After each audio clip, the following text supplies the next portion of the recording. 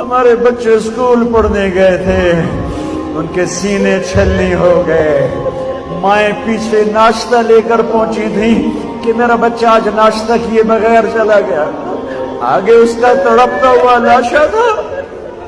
ماں دوپہر کے کھانے کی تیاری کر رہی تھی کہ آج میرا بچہ آئے گا، میں نے اس کے لیے تازہ سالن بنایا، اس کا چھلنی سینہ واپس آیا۔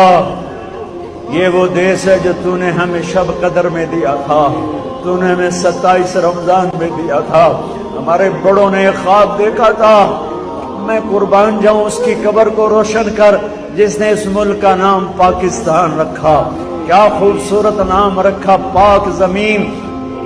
انہوں نے یہی خواب دیکھا تھا، ایک زمین ہوگی جس پہ ظلم نہ ہوگا، جس پہ قتل نہ حق نہ ہوگا۔